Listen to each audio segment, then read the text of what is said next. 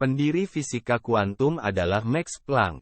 Pada tahun 1900, ia mempelajari garis spektral, warna panas yang dipancarkan oleh benda hitam. Benda hitam adalah benda yang sepenuhnya menyerap semua radiasi panas, dan selanjutnya memancarkan panas yang diserap lagi. Planck menemukan bahwa panas yang dipancarkan oleh benda hitam bukanlah aliran energi yang terus-menerus, tetapi energi itu ditransmisikan dalam semburan paket energi yang sama dan terbatas dengan frekuensi yang berbeda. Planck berasumsi bahwa getaran atom-atom dalam benda hitam adalah sumber radiasi. Garis-garis diskrit dalam spektrum energi hanya dapat dijelaskan jika atom-atom tereksitasi ke tingkat energi yang lebih tinggi karena penyerapan panas. Selanjutnya energi yang diserap dilepaskan kembali dan memancarkan paket energi elektromagnetik ketika atom kembali ke keadaan dasarnya. Paket energi ini disebut kuanta dan energi paket sebanding dengan frekuensi radiasi. Konsep kuanta energi Planck bertentangan dengan teori elektromagnetik klasik Maxwell yang mengatakan bahwa energi elektromagnetik bergerak dalam gelombang yang dapat mengasumsikan sejumlah kecil energi dan tentu saja tidak terukur. Butuh waktu bertahun-tahun sebelum dampak penemuan Planck akhirnya diterima dan dipahami sepenuhnya. Planck selalu berharap bahwa orang lain akan datang dengan penjelasan yang lebih baik untuk kuanta daripada dirinya sendiri. Namun Einstein mengkonfirmasi kuanta radiasi energi elektromagnetik dalam eksperimen dengan efek fotolistrik dan disebut foton kuanta cahaya. Apa yang dibuktikan Einstein adalah bahwa cahaya sebenarnya terdiri dari partikel, foton. Dia menerima hadiah Nobel untuk karyanya pada efek fotolistrik. Pada tahun 1905 Rutherford menemukan inti atom dan pada tahun 1913 Niels Bohr yang telah bekerja dengan Rutherford, mengusulkan model atom yang mirip dengan miniatur tata surya.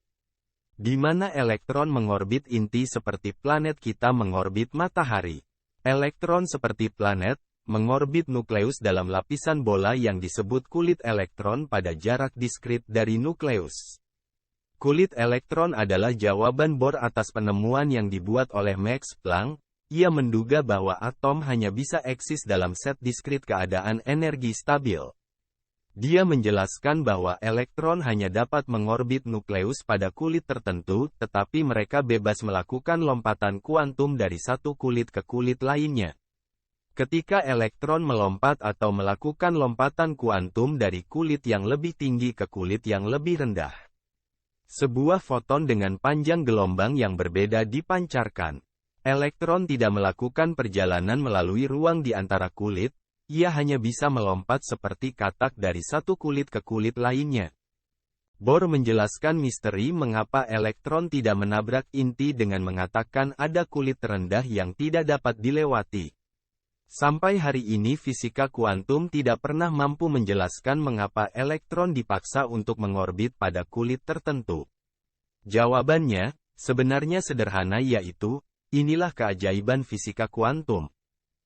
Louis de Broglie pada tahun 1924 mengajukan pertanyaan dalam tesis doktoralnya, yaitu, mengenai penelitian tentang teori kuantum, apakah elektron sebenarnya bisa menjadi gelombang juga? Itu adalah pengenalan dualitas gelombang dan partikel dalam fisika kuantum. De Broglie mengusulkan bahwa partikel atau elektron dapat diamati sebagai benda padat dan dalam kasus lain berperilaku seperti gelombang. Fisika kuantum mampu membentuk perilaku dualistik aneh dari materi menjadi model matematika yang konsisten. Namun mereka tidak pernah benar-benar mampu menjelaskan mengapa elektron atau foton misalnya berperilaku seperti partikel dalam satu situasi dan sebagai gelombang di situasi lain. Ketika elektron atau foton diamati sebagai partikel, ia terkandung dalam ruang terbatas. Namun ketika diamati sebagai gelombang, ia ada di mana-mana karena gelombang menyebar di ruang angkasa. Coba bayangkan ini sendiri, itu sama sekali tidak mungkin. Mereka datang untuk menyebut gelombang partikel ini seperti gelombang materi atom yang menunjukkan sifat dualistik mereka. Fisika kuantum adalah fisika teraneh yang pernah dihadapi dunia ini. ditemukan bahwa pada tingkat partikel subatom, alam tidak lagi bersifat deterministik. Sampai saat ini fisika Newton mengasumsikan bahwa semua sifat dan perilaku realitas fisik kita dapat ditentukan, karena diasumsikan bahwa semua realitas fisik di semua tingkatan mematuhi hukum fisika terkenal yang tidak ada pengecualian. Fisika kuantum membuktikan asumsi ini salah. Untuk partikel elementer pada tingkat mikrokosmik, alam mulai berperilaku kabur dan sama sekali tidak deterministik lagi atau keyakinan filosofis bahwa semua peristiwa terjadi sebagai akibat dari adanya beberapa keharusan dan karenanya itu tak terelakkan. Kepastian mutlak tentang keadaan yang tepat dan sifat-sifat partikel tidak dapat ditentukan lagi, hanya dapat dihitung dalam hal probabilitas statistik. Prinsip ini telah dikenal sebagai prinsip ketidakpastian Heisenberg, dinamai oleh Werner Heisenberg. Sangatlah penting untuk memahami bahwa sifat non-deterministik dari partikel subatomik bukan karena kurangnya akurasi alat ukur, melainkan sifat yang melekat pada alam itu sendiri. Pada tingkat kuantum, elektron melompat ke orbit yang lebih tinggi dari kulit elektron dalam atom tanpa alasan yang jelas sama sekali. Ketika mereka jatuh kembali ke keadaan dasarnya, foton, energi cahaya elektromagnetik, dilepaskan. Perilaku ini terlihat di semua peralatan elektronik kita seperti amplifier elektronik sebagai noise. Perilaku acak alam pada tingkat kuantum mengejutkan dan membingungkan para ilmuwan karena mereka selalu percaya pada pandangan Newton bahwa alam mematuhi hukum yang dapat diprediksi dengan baik.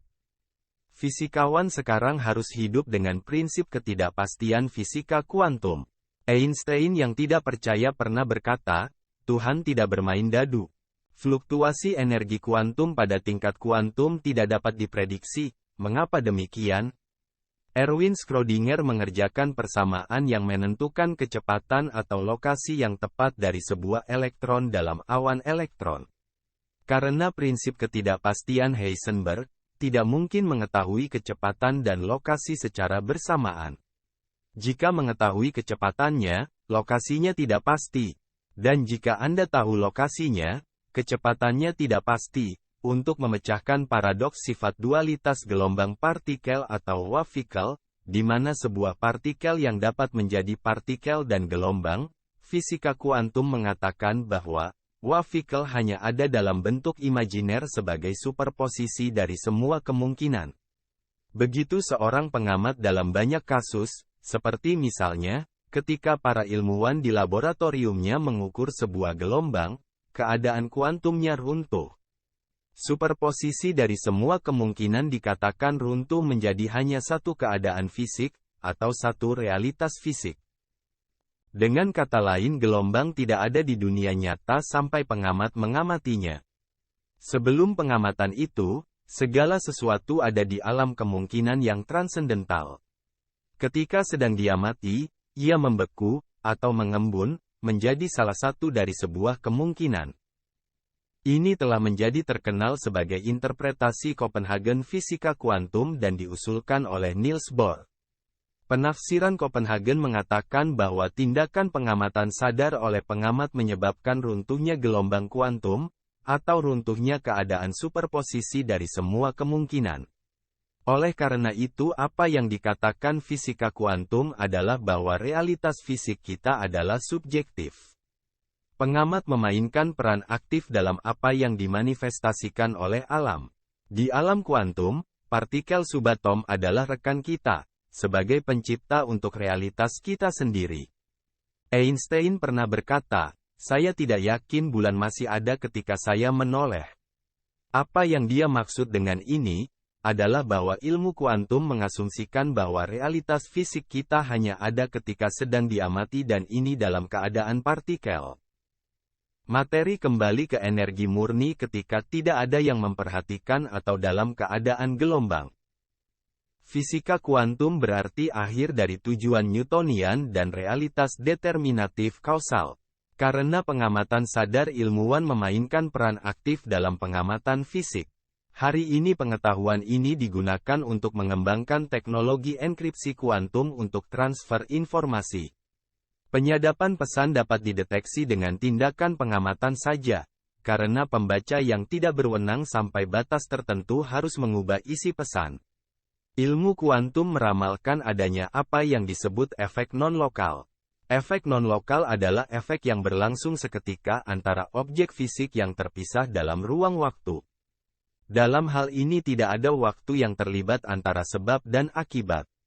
Ini sangat bertentangan dengan teori Einstein, bahwa tidak ada yang bisa melebihi kecepatan cahaya di alam semesta. Einstein ketika pertama kali mengetahui bahwa ilmu kuantum meramalkan adanya efek non-lokal yang dimana efek ini disebut sebagai aksi seram di kejauhan. Einstein tidak percaya dan seakan membantah. Dalam sebuah makalah yang dirilis pada tahun 1935 oleh Einstein, Podolsky dan Rosen, bersama-sama mereka mengusulkan apa yang disebut korelasi Einstein, Podolsky, Rosen, atau EPR untuk partikel terjerat kuantum. Dua partikel terjerat kuantum ketika keadaan partikel digabungkan.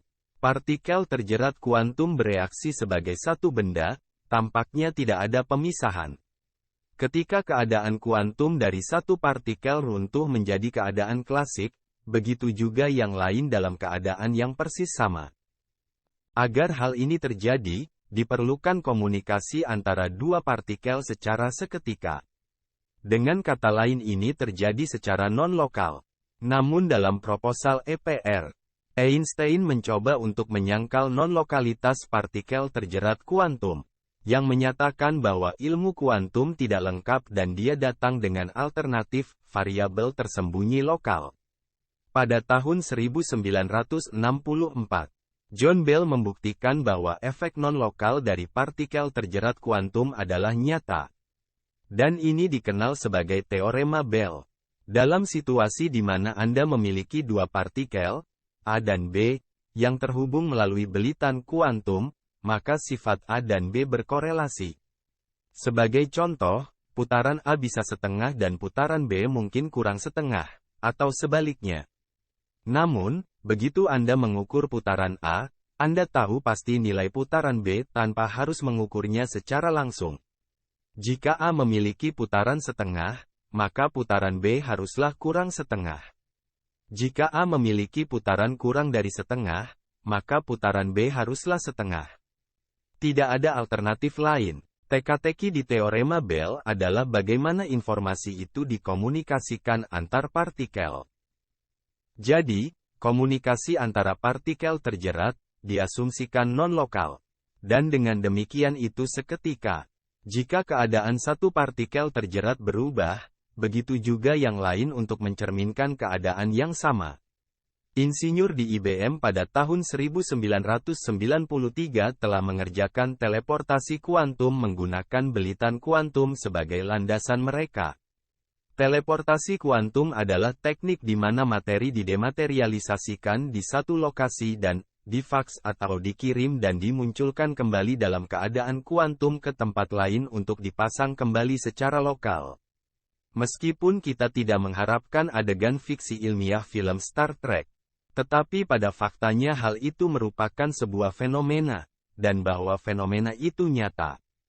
Apa yang sedang dikerjakan oleh para peneliti di IBM, bukanlah teleportasi sebenarnya dari materi itu sendiri, tetapi sifat-sifat keadaan kuantumnya. Teleportasi sudah lama dianggap tidak mungkin karena pengukuran, dan pemindaian yang asli akan menyebabkan runtuhnya keadaan kuantum.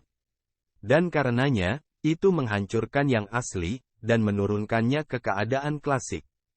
Namun, ilmuwan IBM mengusulkan sebuah trik di mana pemindaian terjadi tidak sepenuhnya dalam keadaan kuantum, tetapi dalam keadaan setengah kuantum klasik, sehingga prinsip ketidakpastian kuantum tidak dilanggar. Pada bulan April tahun 2004 BBC News melaporkan terobosan dalam teleportasi kuantum yang dicapai oleh para peneliti di Austria. Para peneliti ini berhasil menteleportasi foton terjerat kuantum pada jarak jauh melintasi sungai Danube dekat Wina menggunakan kabel serat optik. Peristiwa ini adalah pertama kalinya teleportasi kuantum didemonstrasikan di luar laboratorium.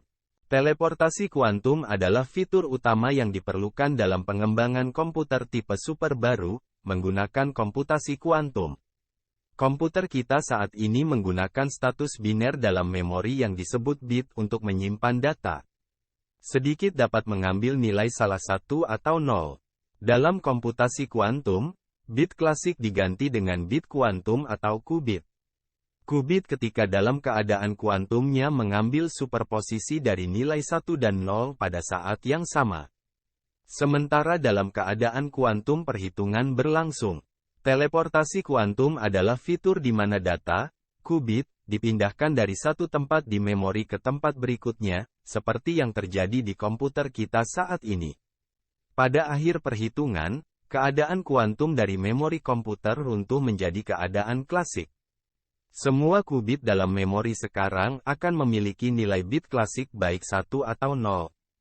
Non-lokalitas dan keterjeratan kuantum hanya ada dalam teori sampai Alain Aspect dari Institut Optik di Universitas Paris pada tahun 1982 pertama kali membuktikan keberadaan efek ini di laboratoriumnya. Dia berhasil menghasilkan serangkaian foton kembar yang dikirim ke arah yang berlawanan. Foton kembar terjerat belitan kuantum berjalan dalam keadaan kuantumnya, yang berarti mereka memiliki jumlah arah putaran yang tak terbatas pada saat yang sama dengan kemungkinan atau probabilitas kuantum. Ketika salah satu foton dicegat dan diukur, keadaan foton putaran kuantum runtuh menjadi keadaan putaran klasik yang dapat ditentukan. Pada saat waktu yang sama dengan perbedaan waktu 0, foton kembar lainnya diukur. Foton runtuh dalam keadaan putaran klasik yang persis sama dengan foton pertama, tidak peduli jarak antara dua foton. Eksperimen membuktikan bahwa komunikasi non-lokal atau di luar ruang dan waktu pasti terjadi antara dua foton. Jika tidak, bagaimana lagi foton dapat mengetahui putaran kembarannya yang tepat? Penemuan ini mengguncang komunitas ilmiah sampai ke akarnya. Jika efek non-lokal itu nyata, maka pasti ada dimensi lain di luar ruang dan waktu, yaitu bidang eksistensi fisik lain di luar dunia fisik kita di mana komunikasi ini terjadi. Atau asumsi Einstein salah, bahwa tidak ada efek lokal di alam semesta kita yang dapat berjalan di kecepatan yang lebih besar dari kecepatan cahaya. Setelah penemuan aspek, fisikawan Universitas London David Bohm memberikan penjelasan yang sama sekali berbeda. Apa yang kita lihat sebagai dua foton terpisah mungkin ilusi. Foton dapat disatukan pada tingkat yang sampai sekarang tidak diketahui sebagai satu kesatuan. Dia berasumsi bahwa alam semesta kita bisa bersifat holografik. Dia menjelaskan ini dengan indah dengan sebuah analogi. Misalkan kita menempatkan kamera di dekat akuarium, satu di depan dan satu di samping. Misalkan kita menunjukkan gambar terpisah dari dua kamera yang merekam ikan berenang kepada penonton di dua layar video terpisah. Apa yang dapat disimpulkan oleh penonton kita setelah mempelajari gambar dari dua layar secara intensif adalah bahwa meskipun ia melihat dua ikan berenang, gerakan mereka sinkron, terjerat, karena ikan lain mencerminkan setiap gerakan ikan pertama. Apa yang David Bohm sarankan dengan analogi ini adalah bahwa pada tingkat realitas yang lebih dalam, kedua foton mungkin tidak terpisah sama sekali. Dia mengusulkan tatanan implisit alam semesta, kesatuan pada tingkat yang lebih dalam yang terlipat keluar sebagai hal-hal yang terpisah. Implikasi fisika kuantum membingungkan. Itu menunjukkan kepada kita bahwa kita adalah rekan dari pencipta realitas fisik kita sendiri. Ini dapat dilihat pada tingkat realitas mikrokosmik karena pengamat berperan dalam apa yang diamati. Niels Bohr, salah satu pendiri ilmu kuantum pernah berkata, setiap orang yang tidak dikejutkan oleh fisika kuantum, tidak akan memahaminya. Kami akan memberikan banyak bukti nanti, tentang fakta bahwa efek kesadaran manusia dalam fisika kuantum tidak terbatas pada alam mikrokosmik, tetapi juga berlaku untuk dunia makrokosmik kita. Pikiran, emosi, dan niat manusia memiliki efek yang jauh lebih besar pada kenyataan daripada yang pernah diperkirakan sebelumnya. Ilmu kuantum sampai hari ini masih menjadi ilmu yang berlaku. Itu dapat menjelaskan banyak fenomena fisik, kecuali gravitasi. Dalam upaya untuk menyatukan teori relativitas Einstein dan fisika kuantum, menurut fisika arus utama, cawan suci fisika saat ini adalah teori string. Teori string seharusnya mengantarkan teori unifikasi Einstein yang seharusnya mengikat 4 medan gaya yang ada, yaitu gaya nuklir kuat dan lemah, elektromagnetisme dan gravitasi, menjadi satu kesatuan teori segalanya, atau TOE. Dalam teori string, bahan penyusun materi adalah string bergetar yang dapat berupa ujung lepas atau loop tertutup satu dimensi. Bergantung pada berbagai putaran dan frekuensi dari senar yang bergetar. Dan dari hal ini partikel subatomik yang berbeda bermanifestasi. Di teori string hanya ada satu penyebab mendasar, yaitu getaran string, tetapi nada yang dimainkan pada string dapat dikatakan yang akan menjelaskan jenis partikel yang berbeda. String itu sendiri sangat kecil sehingga tidak mungkin untuk membayangkan keberadaannya. Sekarang saya ingin Anda berpikir dalam rasio, string dikatakan memiliki ukuran atom. Jika mungkin atom memiliki ukuran kita saat ini, ini berarti string sangat kecil. Jika teori itu berhasil, itu adalah pertanyaan apakah para ilmuwan akan mampu membuktikan keberadaan string ini di laboratorium mereka. Non-lokalitas atau hal di luar ruang dan waktu dalam ilmu kuantum menunjukkan bahwa pasti ada bidang keberadaan yang lebih tinggi, atau dimensi lain selain dunia fisik kita. Karena tidak ada informasi yang dapat berjalan lebih cepat daripada kecepatan cahaya di dimensi kita. Teori string memprediksi keberadaan setidaknya 10 atau lebih dimensi. Fisikawan di seluruh dunia sekarang setuju bahwa dimensi fisik saat ini saja tidak dapat menjelaskan realitas fisik kita.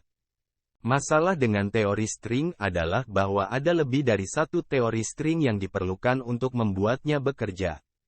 Dan teori string ini menjadi sangat kompleks sehingga hanya beberapa ilmuwan paling brilian yang dapat memahaminya. Pada tahun 70-an abad ke-20, sebuah ilmu baru muncul tiba-tiba, yaitu teori chaos, atau teori kekacauan, di mana ilmu kuantum mengungkapkan bahwa pada tingkat nuklir objektivitas tidak berlaku. Teori chaos bahkan melangkah lebih jauh dalam mengecewakan Einstein yang percaya bahwa dengan kata-katanya yaitu, Tuhan tidak bermain dadu. Teori kekacauan mengungkapkan bahwa ada ketidakpastian. Ketidakpastian ilmu kuantum juga berlaku untuk apa yang diyakini sebagai peristiwa yang dapat diprediksi. Menurut teori chaos, para ilmuwan telah membodohi diri mereka sendiri selama berabad-abad. Dengan mengabaikan penyimpangan kecil dalam pengukuran, dan menyebutnya kesalahan pengukuran, mereka telah melewatkan intinya sama sekali.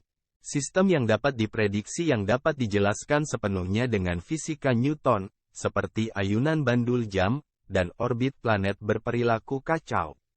Hal itu bukan dapat diprediksi secara sempurna.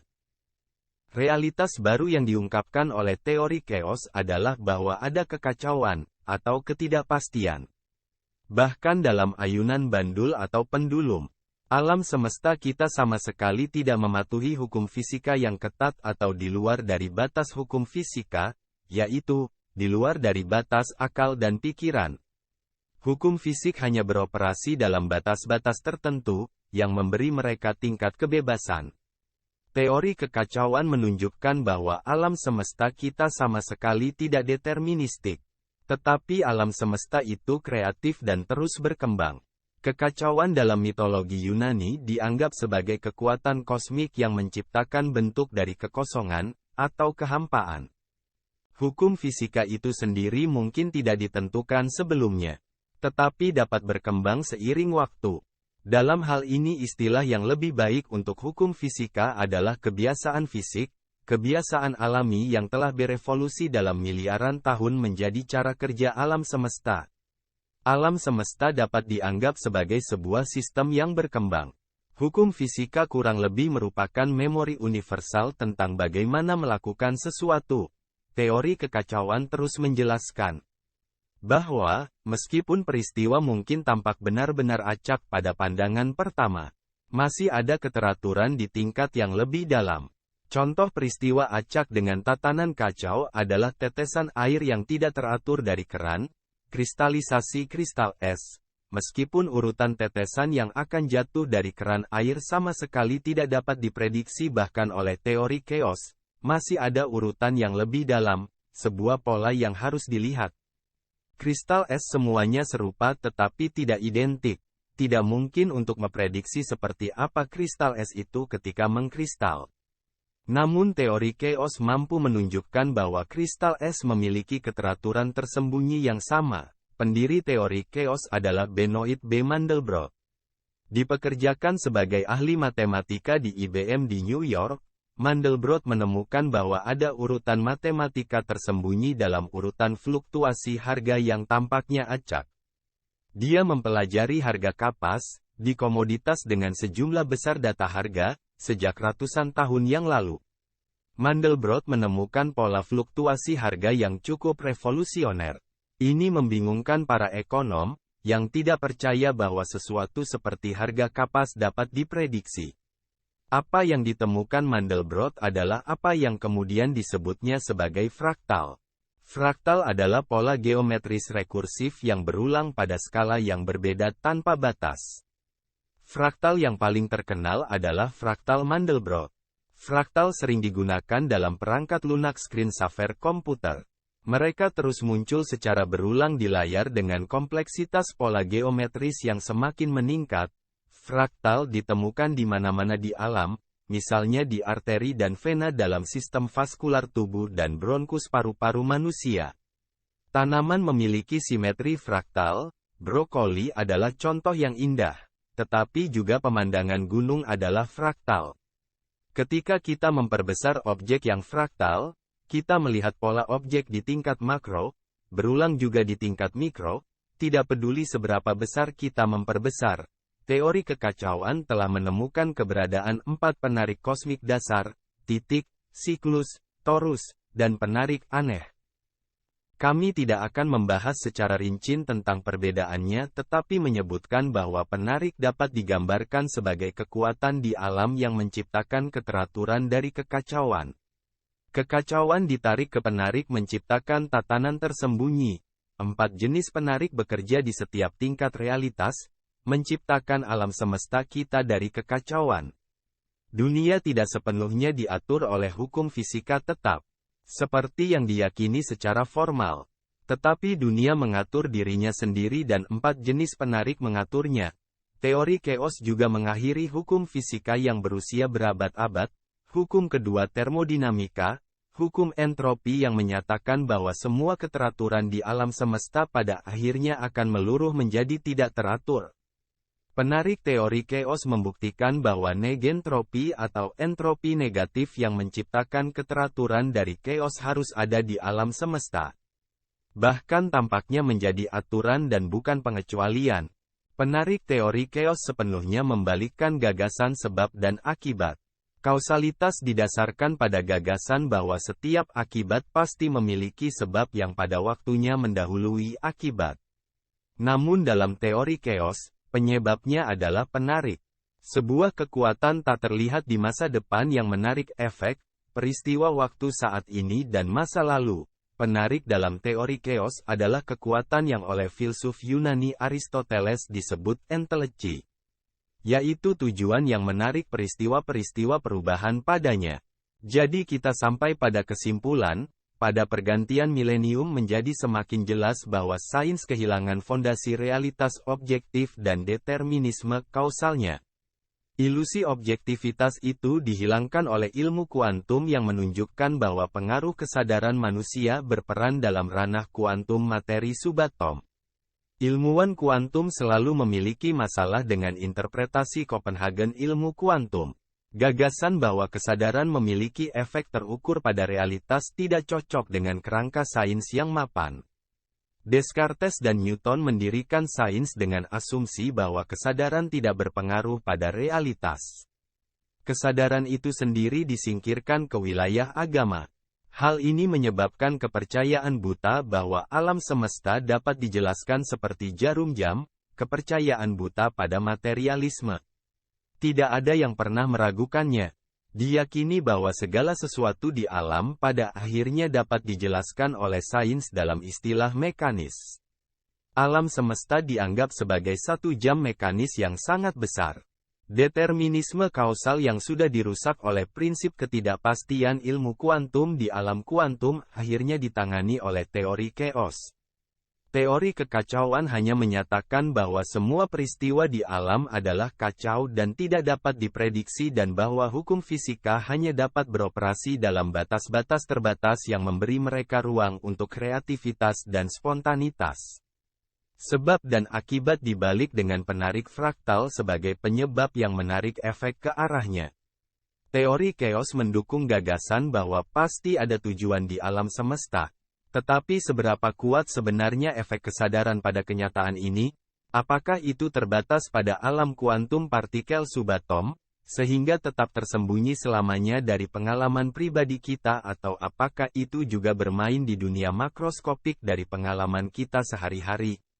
Mari kita lihat apa yang dikatakan sains tentang kesadaran. Dalam perjalanan kembalinya dari bulan dalam misi Apollo 14, astronot Edgar Mitchell menatap keluar jendela ke planet biru kita, Bumi. Pada saat itu, sesuatu yang mendalam menghantamnya. Tiba-tiba dia terlempar keluar dari kesadaran normalnya dan merasakan kesatuan yang kuat, keterhubungan dengan planet Bumi dan bahkan seluruh alam semesta. Belum pernah dia memiliki pengalaman seperti itu. Egonya dan dunia terpisah di luar dirinya bergabung. Dia tidak bisa lagi membedakan perbedaan, dia sendiri telah menjadi alam semesta. Pikirannya tampaknya memiliki efek pada dunia luar dan dunia luar tampaknya memiliki efek pada pikirannya. Dia sepenuhnya menyadari fakta bahwa pemisahan egonya dan alam semesta pada umumnya tidak ada. Ini adalah pengalaman yang dijelaskan dalam istilah ilmiah kuantum oleh David Bohm di mana pengamat menjadi yang diamati. Banyak orang di semua lapisan masyarakat sepanjang zaman telah melaporkan pengalaman seperti itu.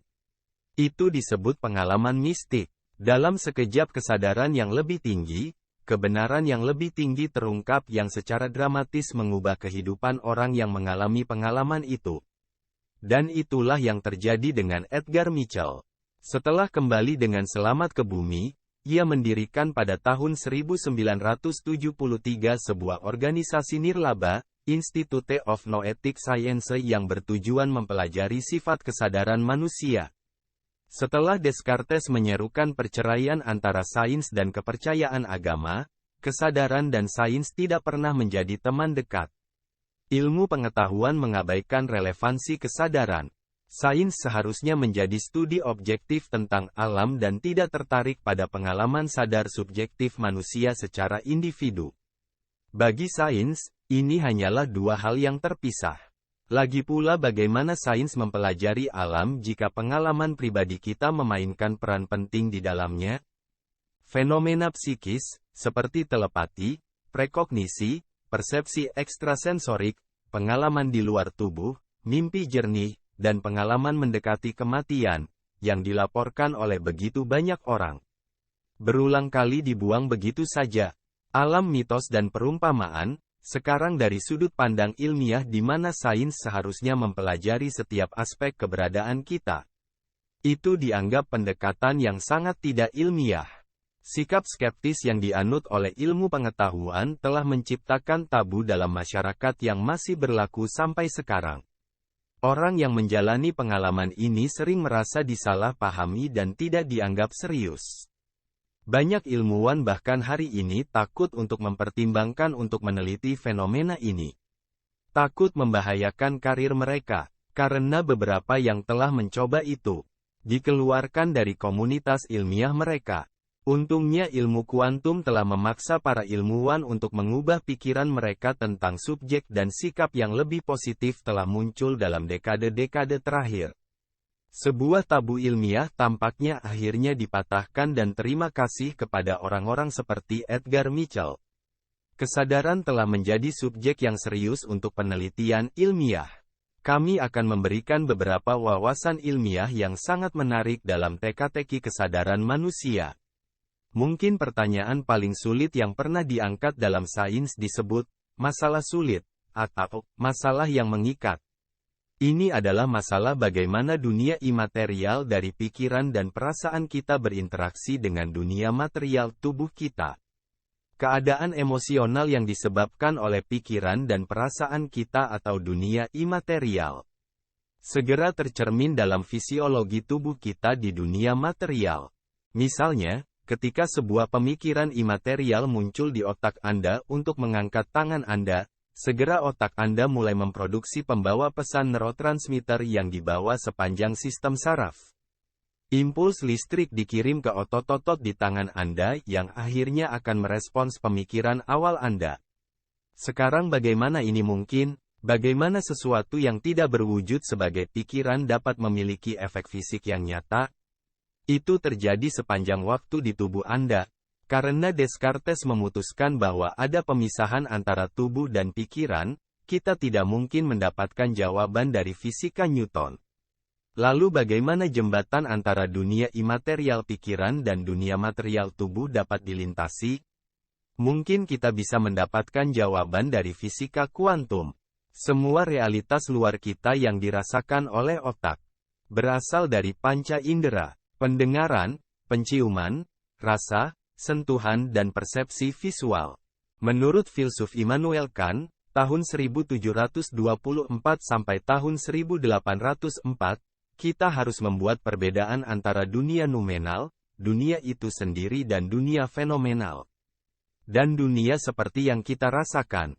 Yang dimaksudkan adalah bahwa tidak mungkin untuk secara langsung melihat dunia. Kita hanya bisa merasakannya melalui indera kita. Apa realitas luar yang sebenarnya tidak ada yang tahu, karena kita tidak pernah bisa melihatnya secara langsung. Pertanyaannya bahkan mungkin muncul jika ada realitas fisik sama sekali. Namun Kant percaya bahwa realitas fisik, sumber persepsi kita adalah nyata. Immanuel Kant menyatakan bahwa apa yang kita ketahui tentang dunia pada umumnya adalah interpretasi yang dibuat oleh otak kita. Terjemahan yang dibuat otak Anda dari stimulus eksternal korteks visual ke gambar yang Anda pegang di kepala Anda semuanya dari pola gelombang elektromagnetik eksternal. Misalnya ketika Anda melihat dan mengatakan itu warna merah. Anda mungkin tidak pernah memikirkannya seperti itu. Tetapi warna merah sebenarnya tidak ada. Warna merah hanyalah terjemahan representasi yang masuk akal bagi Anda. Warna merah adalah konstruksi subjektif dari apa yang tidak lebih dari gelombang elektromagnetik dengan frekuensi, amplitudo, dan fase yang berbeda. Misal ketika Anda dan orang lain melihat serangga yang hanya dua jenis reseptor pigmen warna. Itu memiliki representasi subjektif yang sama sekali berbeda dari warna yang sama yang Anda sebut merah. Karena mereka tidak dapat melihatnya, mereka akan melihatnya sebagai hitam. Anda bahkan tidak tahu bagaimana sesama manusia memandang warna merah. Inilah yang dimaksud Immanuel Kant ketika dia mengatakan bahwa kita tidak mungkin melihat dunia noumenal. Kita hanya melihat versi pribadi kita. Interpretasi kita terhadap realitas yang ada di luar sana. Secara default, dibatasi karena kami hanya menafsirkan beberapa persentase dari seluruh spektrum energi elektromagnetik yang ada. Kami belajar di sekolah bahwa otak kami adalah sejenis komputer super dengan banyak neuron yang menembaki sinapsis, memproses informasi getaran yang diterima dari panca indera. Pikiran kita bersifat pribadi dan seharusnya tidak ada yang memiliki akses ke sana kecuali kita. Ingatan kita terukir menjadi sel abu-abu yang membentuk otak. Itulah yang diajarkan oleh mayoritas orang di sekolah dan masih diyakini sampai sekarang. Sains telah berkembang cukup jauh dari zaman buku sekolah tua yang berdebu dan sekarang menggunakan sains kuantum untuk menjelaskan kesadaran. Pada tahun 1920 Wilder Penfield percaya bahwa ingatan disimpan sebagai engram di lokasi atau wilayah tertentu di otak, seperti halnya komputer menyimpan datanya di lokasi memori tertentu. Carl Laszlo dalam perburuan engram ini akhirnya menemukan dengan bereksperimen pada tikus bahwa ingatan tidak disimpan di lokasi khusus di dalam otak sama sekali. Ingatan tampaknya tersebar di seluruh otak dan setiap bagian otak tampaknya berisi seluruh memori. Karena penyimpanan memori didistribusikan ke seluruh otak dan setiap bagian berisi seluruh memori, ini mungkin menjelaskan mengapa orang dengan area disfungsional di otak masih menyimpan ingatan mereka. Aspek, bagian berisi keseluruhan, dari ingatan otak dipicu oleh ahli neurofisiologi Stanford Karl Pribram ketika dia belajar tentang holografi pada tahun 1960. Dia datang dengan penjelasan baru untuk penyimpanan memori dan percaya bahwa otak menyimpan ingatan sebagai pola interferensi gelombang seperti hologram. Hologram adalah gambar 3 dimensi yang disimpan pada foto 2 dimensi sebagai pola gelombang. Itu dibangun dengan membelah sinar laser yang koheren menjadi 2 sinar menggunakan cermin. Kedua berkas ini direkam sebagai pola interferensi gelombang pada pelat fotosensitif di mana subjek yang difoto mendifusikan salah satu berkas dan berkas referensi lainnya diarahkan lurus ke pelat fotosensitif. Jika dilihat di siang hari biasa, hologramnya tidak masuk akal, berisi banyak lingkaran buram. Namun ketika sinar laser bersinar melalui hologram, gambar 3 dimensi dari subjek asli muncul. Yang dapat dilihat dari berbagai sudut. Gambar 3 dimensi tampak mengambang di udara. Sekarang ingatan otak dianggap disimpan dengan cara yang sama seperti hologram menyimpan gambar. Penyimpanan memori holografik juga dapat menjelaskan kapasitas penyimpanan otak yang sangat besar hingga 10 miliar bit informasi dalam rata-rata masa hidup manusia. Hologram juga sangat baik dalam menjelaskan bagaimana otak mengatur untuk mengakses dan mengingat sesuatu dengan sangat cepat dari gudang informasinya yang besar. Dalam sekejap mata, kita mengenali wajah seseorang yang sudah bertahun-tahun tidak kita lihat meskipun ekspresi wajah orang tersebut sudah tua. Gambar holografik dapat dengan mudah dibandingkan dan dicocokkan meskipun tidak 100% identik. Pribram menunjukkan bahwa tidak hanya ingatan kita, tetapi semua proses kognitif, penciuman, rasa, pendengaran, dan penglihatan kita dapat dijelaskan dengan prinsip holografik. Mari kita ambil persepsi visual sebagai contoh.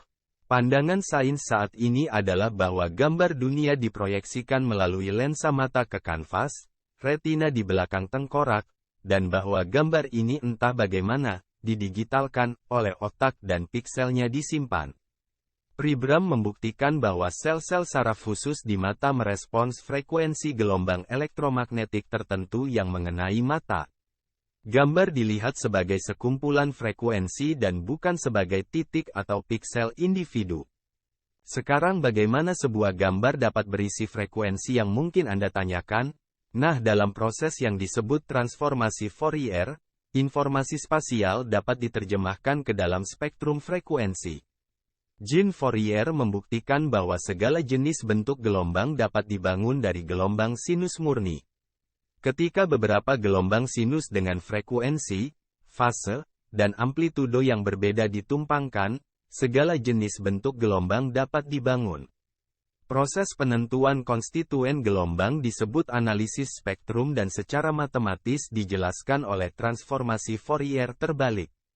Transformasi Fourier terbalik digunakan untuk membuat gelombang asli dari spektrum gelombang sinus. Sekarang transformasi Fourier juga dapat diterapkan pada informasi spasial 2 dimensi. Apa yang ditemukan Pribram adalah bahwa korteks otak melakukan transformasi Fourier pada gambar visual di mata dan mendistribusikan frekuensi penyusun gambar ke seluruh neuron di otak. Jadi gambar tersebut sebenarnya diinternalisasi dan diingat sebagai pola interferensi gelombang antar neuron, seperti hologram yang menyimpan gambar tersebut. Memori asli gambar dapat direkonstruksi dari representasi holografik dengan transformasi Fourier terbalik menciptakan gambar visual di dalam kepala kita. Konstruksi gambar dari spektrum frekuensi gelombang sinus individu adalah teknik yang digunakan dalam pemindai MRI, magnetic resonance imaging, yang digunakan di rumah sakit. Pemindai MRI juga menggunakan transformasi Fourier untuk membangun gambar holografik dari tubuh yang dipindai dari atom hidrogen yang tereksitasi dalam molekul air di dalam tubuh. Teknik MRI ini telah dikembangkan oleh Walter Scamp yang kemudian berkontribusi pada teori otak kuantum yang menyatakan bahwa ingatan sebenarnya tidak disimpan di dalam otak itu sendiri tetapi dalam struktur ruang, vakum fisik. Otak hanya bertindak sebagai alat pembaca atau penulis untuk mengakses ruang hampa fisik tempat memori holografik disimpan sebagai pola gelombang. Ketika kita menggabungkan teori otak holografik Karl Pribram dengan teori David Bohm bahwa alam semesta kita secara keseluruhan hanyalah hologram raksasa, kita mendapatkan pandangan menarik tentang realitas, yang disebut paradigma holografik. Dalam paradigma holografik, alam semesta dipandang hanya sebagai gudang besar frekuensi elektromagnetik yang mengkode berbagai tingkat realitas. Otak, menggunakan analisis Fourier, menerjemahkan satu saluran dari kekaburan frekuensi elektromagnetik di alam semesta dan dari sini membangun representasi batin kita tentang realitas. Otak kita terbatas untuk menerima hanya rentang frekuensi yang terbatas dari dunia luar dan karenanya menerima lingkup realitas yang terbatas. Kita dapat mengatakan bahwa otak menyetel satu realitas seperti radio yang hanya menyetel ke satu stasiun. Kami pikir kami bergerak melalui dunia gambar yang solid yang dirasakan oleh otak. Tetapi kebenaran mendasarnya adalah bahwa kami hanya memecahkan kode satu realitas dari banyak dunia paralel. Paradigma holografik memecahkan banyak misteri yang melibatkan fenomena paranormal karena otak individu hanyalah bagian dari keseluruhan alam semesta. Semua otak dalam paradigma holografik terhubung tanpa batas dan informasi paranormal atau telepati dapat dengan mudah mengalir dari satu otak ke otak lainnya. Stuart Hameroff dan Roger Penrose berkontribusi pada teori otak kuantum dengan menghadirkan model otak berdasarkan komputasi kuantum. Mereka percaya bahwa otak kita memproses informasi dari neuron tidak hanya dalam keadaan klasik, tetapi mungkin juga menggunakan keadaan kuantum. Keadaan kuantum di dalam otak telah lama diyakini benar-benar mustahil karena otak terlalu besar, terlalu basah, dan terlalu panas untuk mempertahankan keadaan kuantum yang sampai sekarang hanya diamati di laboratorium dalam situasi yang terisolasi dan terkendali pada skala subatomik. Namun Hameroff sekarang percaya dia telah menemukan blok bangunan, qubit untuk komputasi kuantum di otak. Dia mengidentifikasi tabung kecil yang disebut mikrotubulus yang terdiri dari sitoskeleton sel. Sitoskeleton adalah kerangka yang memberi sel strukturnya. Itu adalah perancah sel. Selain memberikan struktur pada sel, mikrotubulus juga merupakan pipa transportasi untuk semua jenis senyawa kimia yang digunakan oleh sel. Hameroff menunjukkan bahwa sitoskeleton mungkin juga memiliki fungsi saraf dan bahkan mungkin lebih maju daripada neuron itu sendiri. Fungsi saraf sitoskeleton dapat menjelaskan mengapa organisme sel tunggal dapat melakukan tugas-tugas cerdas. Meskipun organisme sel tunggal tidak memiliki jaringan saraf, tidak ada neuron, dan tidak memiliki otak, ia memiliki beberapa bentuk kesadaran primitif karena dapat melakukan tugas-tugas cerdas seperti berenang, makan, dan kawin. Sekarang bagi manusia, kita memiliki otak yang terdiri dari neuron yang saling berhubungan oleh dendrit dan sinapsis yang membentuk sistem saraf pusat. Di dalam sel neuron kita menemukan sitoskeleton yang dibangun membentuk mikrotubulus. Mikrotubulus itu sendiri dibangun dari tubulin, protein terstruktur heksagonal. Tubulin di dalam mikrotubulus neuron itulah yang diidentifikasi Hameroff sebagai qubit otak. Interpretasi klasik neurobiologi adalah bahwa konsentrasi berbagai ion membawa impuls dari sistem saraf pusat dan bertanggung jawab atas semua informasi yang diproses oleh sistem saraf secara keseluruhan.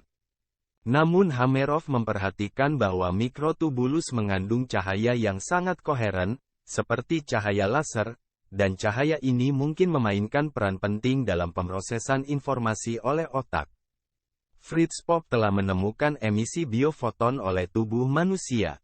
Popp menemukan bahwa emisi biofoton yang lemah dapat dideteksi muncul tidak hanya dari tubuh manusia tetapi dari semua bentuk kehidupan biologis dan menduga bahwa sumber emisi foton bio ini terkait dengan DNA. Hameroff menemukan biofoton yang koheren di dalam mikrotubulus dalam keadaan kuantumnya. Dengan kata lain, biofoton adalah koheren dan terjerat kuantum. Mikrotubulus diisi dengan molekul air yang tersusun sangat koheren, dan Hameroff percaya bahwa air yang teratur ini memainkan peran penting dalam konduktansi biofoton melalui mikrotubulus. Ketika biofoton melewati mikrotubulus, mereka dikirim ke sinapsis neuron dan kemudian pindah ke neuron berikutnya. Dengan cara ini mikrotubulus bertindak sebagai sistem pengkabelan untuk cahaya yang koheren di otak dan bahkan seluruh tubuh. Jaringan mikrotubulus ini disebut sebagai internet tubuh manusia yang menghubungkan tidak hanya sel-sel saraf tetapi juga setiap sel lain dalam tubuh. Ini memungkinkan pertukaran informasi kuantum antara otak dan bagian tubuh lainnya.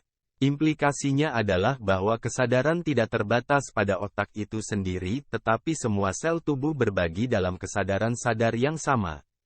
Ini mungkin menjelaskan sifat holistik kesadaran di mana pikiran dan perasaan kita bertindak dalam kesatuan dalam tubuh. Pikirkan apa yang terjadi ketika Anda tergila-gila pada orang yang Anda cintai. Dan orang yang Anda cintai tiba-tiba melompat ke depan Anda. Seluruh tubuh dan otak Anda akan merespon secara instan dan dalam kesatuan. Mata Anda menjadi lebih lebar, jantung Anda mulai memompa lebih cepat, Anda bernapas lebih cepat, tingkat adrenalin Anda naik. Dan Anda merasakan sensasi di perut Anda sementara lutut Anda mulai gemetar, semua ini serempak.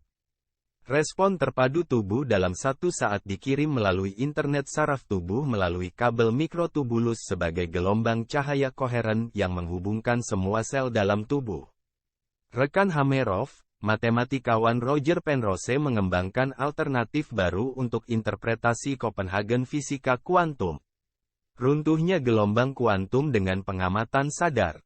Penrose mengusulkan pengurangan objektif, reduksi adalah sinonim untuk runtuhnya gelombang kuantum. Pengurangan objektif menyerukan runtuhnya gelombang kuantum tanpa pengamatan sadar manusia tetapi hanya terjadi ketika ambang batas tertentu dari apa yang disebut tercapainya gravitasi kuantum. Perhitungan kuantum yang terjadi di otak menggunakan mekanisme umpan balik dari input sensorik organisme. Dan itulah mengapa runtuhnya keadaan kuantum yang dipertahankan dalam mikrotubulus disebut Orchestrated Objective Reduction atau ORAC. Keadaan klasik dari input sensorik, mengatur, mengelola komputasi kuantum melalui loop umpan balik. Sekarang model otak kuantum Hameroff menyebutkan bahwa kesadaran, pikiran, dan perasaan kita adalah hasil reduksi objektif, OR, dari superposisi semua kemungkinan pikiran dan perasaan yang terjadi di qubit di dalam mikrotubulus di dalam neuron otak. Dengan kata lain, pemikiran pribadi kita hanyalah runtuhnya pemikiran universal. Model otak kuantum menyatakan bahwa alam semesta itu sendiri memiliki sifat dasar kesadaran proto. Ini adalah kesadaran proto, atau kesadaran universal, pikiran dari semua pikiran, yang runtuh ke dalam kesadaran individu kita di qubit otak. Ini runtuh terjadi pada tingkat rata-rata 40 per detik sesuai dengan frekuensi gelombang otak yaitu 40 Hz. Kesadaran kita akan pikiran dan perasaan internal dibangun seperti bingkai film dalam film dengan kecepatan 40 bingkai per detik dari kesadaran universal. Hameroff dan Penrose menunjukkan bahwa model Orchestrated Objective Reduction mereka untuk pemrosesan kuantum dalam pikiran konsisten dengan ajaran spiritual Buddha, Hindu, dan Kabbalah, yang semuanya mengajarkan keberadaan pikiran universal. Sekarang apa yang kita miliki di sini adalah model otak yang menyatakan bahwa kesadaran bukanlah epifenomenon, atau hasil aktivitas otak, tetapi otak harus dianggap sebagai antena besar atau penerima kesadaran universal yang ada di mana-mana di alam semesta. Sekarang teori otak kuantum memiliki banyak lawan dan masih dalam masa pertumbuhan, tetapi telah menarik banyak perhatian dan suatu hari nanti dapat diterima secara luas sebagai cara kerja otak. William Tiller adalah Profesor Emeritus dari Universitas Stanford dan salah satu pendiri Institut Ilmu Pengetahuan Noetik dan Akademi Parapsikologi dan Kedokteran. Untuk sebagian besar karirnya ia telah menjadi profesor di Departemen Ilmu dan Teknik Material di Universitas Stanford dan banyak mata pelajarannya adalah metalurgi, pertumbuhan kristal, bahan semikonduktor dan lain-lain. Namun pada tahun 60-an ia memulai karir barunya di subjek yang selalu menarik baginya, studi tentang area paranormal dan kesadaran manusia yang tidak dapat dijelaskan. Penelitiannya bertujuan untuk menjembatani kesenjangan antara sains dan spiritualitas. Oleh karena itu ia mengadopsi protokol ilmiah yang ketat dalam penelitiannya sehingga ia dapat secara serius menarik perhatian para sarjana lain. Ia menjadi tertarik untuk mempelajari energi halus, energi seperti energi Reiki yang digunakan dalam penyembuhan manusia oleh orang-orang yang cenderung spiritual yang saat ini tidak dapat dijelaskan oleh pemahaman ilmiah kita. Dr. Tiller mengembangkan jenis alat penghitung Geiger ultrasensitif untuk mengukur energi halus yang dipancarkan oleh tangan para master Reiki dan mendemonstrasikan keberadaan medan energi yang tidak berada dalam spektrum elektromagnetik.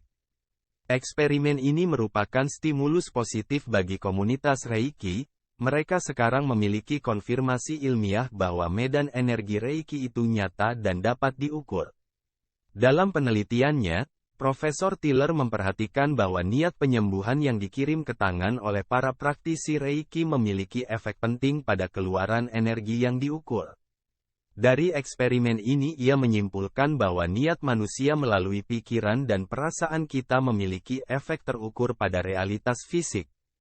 Dia juga menguji Master Qigong dan menemukan bahwa tangan mereka memiliki magnet penyembuhan yang setara dengan magnet 20.000 Gauss. Telapak tangan mereka memancarkan sinar radiasi inframerah, panjang gelombang 1 hingga 4,5 mikron, yang memiliki manfaat penyembuhan. Tiller melakukan serangkaian eksperimen untuk mempelajari kemungkinan efek niat manusia menggunakan protokol ilmiah yang ketat. Dia membangun perangkat khusus yang disebut Intention Imprint Electrical Device atau IED yang memancarkan energi elektromagnetik yang sangat lemah kurang dari 1/1000 watt. Dia meminta 4 manusia terlatih yang melakukan meditasi mendalam untuk menanamkan niat percobaan yang akan datang ke IED. Selanjutnya percobaan double blind itu sendiri dilakukan dengan 2 perangkat IED yang identik, satu dicetak melalui proses meditasi dan yang lainnya tidak tersentuh. Perangkat IED yang dicetak ditempatkan di ruang terpisah di depan subjek. Perubahan berikut terjadi dalam perubahan statistik acak yang diamati, yaitu, keasaman air, atau pH air dapat dengan sengaja dinaikkan atau diturunkan satu satuan pH. Aktivitas enzim hati manusia dapat ditingkatkan 15 hingga 30%. Laju pertumbuhan larva lalat dapat ditingkatkan sebesar 25%. Hasil yang diukur sangat signifikan, kemungkinan terjadinya secara kebetulan kurang dari 1 dalam 1000. Dengan eksperimen ini William Tiller telah membuktikan bahwa niat manusia memiliki efek terukur nyata pada realitas fisik. Setelah pengujian terus-menerus selama 3 hingga 4 bulan, dia memperhatikan bahwa efek yang diinginkan dari eksperimen berlanjut bahkan ketika perangkat IED dikeluarkan dari ruangan. Entah bagaimana ruangan laboratorium tempat eksperimen dilakukan telah dikondisikan. Perangkat IED tidak lagi diperlukan untuk memiliki efek yang sama. Eksperimen William Tiller mungkin merupakan indikasi tidak langsung bahwa doa kita memiliki efek yang nyata dan dijawab. Tiller berpikir bahwa tempat-tempat di mana orang berkumpul dengan niat positif mereka untuk berdoa untuk waktu yang lebih baik, dapat dikondisikan secara permanen dan menjadi tempat suci, setelah bertahun-tahun dicetak dengan niat yang sama. Dia menjelaskan efek yang dia ukur dengan menyatakan bahwa keadaan vakum fisik di ruangan tempat eksperimen dilakukan entah bagaimana telah berubah. Dalam keadaan normal, vakum fisik ruangan itu energi, kacau, dan acak. Namun dengan memaksakan niat kita, tatanan energi dalam ruang hampa fisik dapat diubah secara signifikan dan permanen. Kita akan melanjutkan pembahasan ini di part selanjutnya. Terima kasih banyak telah menonton.